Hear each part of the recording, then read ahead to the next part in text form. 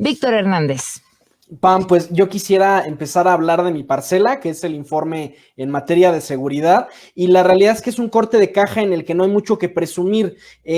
Los dos funcionarios que supuestamente serían claves para la pacificación del país, Alfonso Durazo y Olga Sánchez Cordero, hoy ya no están en el gabinete. Incluso recordarás que el propio Alfonso Durazo, cuando el presidente expresa su intención de que la Guardia Nacional se quede permanentemente en Sedena, dice, bueno, es una buena idea porque ningún civil está capacitado para manejar la seguridad en México, lo cual de entrada me hace sospechar por qué acepta un puesto que, según sus propias palabras, nadie como civil estaba capacitado para aceptar.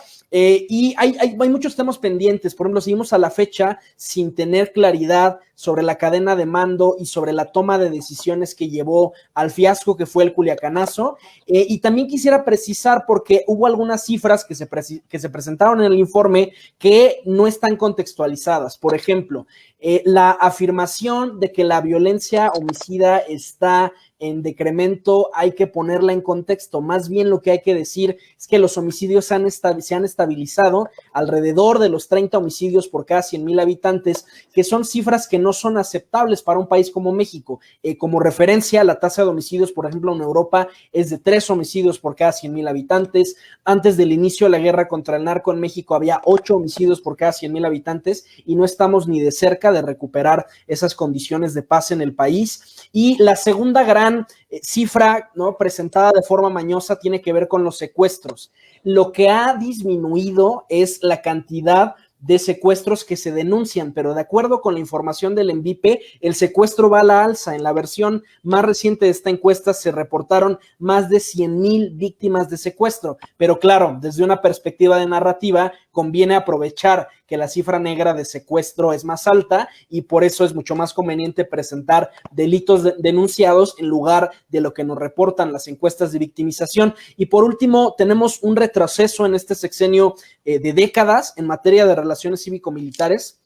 El Estado Mayor de la Defensa se comió la torta antes del recreo y ya reorganizó toda la Secretaría de la Defensa, asumiendo que la Guardia Nacional se va a convertir en la cuarta Fuerza Armada de México, como si el Congreso o como si la oposición estuvieran de adorno. Entonces, en el saldo de seguridad hay muy poco que presumir y nuevamente nos topamos en este informe con la propaganda de Guardia Nacional diciendo tenemos 100,000 elementos de Guardia Nacional, hay que aprender aritmética. Nada más cambiaron soldaditos de la bolsa de Sedena y Marina a la bolsita de Guardia Nacional, pero no hubo un espíritu patriota que generara que 100,000 personas se dieran de alta en Guardia Nacional. Entonces, es una corporación que no está consolidada, que es pura simulación y la verdad es que no hay nada que presumir en este corte de caja en materia de seguridad.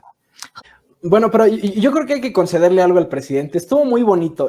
A mí me hubiera gustado despertar en el país del que estaba hablando, ¿no? Hasta me dio esperanza. No, bueno. Me dio mucho gusto.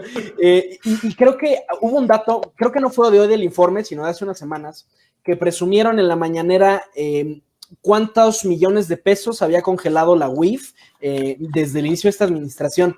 Y yo escuché el dato y dije, ok, ¿y cuántas sentencias hay en firme? Porque si no, somos violadores sistemáticos de derechos humanos y del secreto bancario. La verdad es que se me hizo surreal.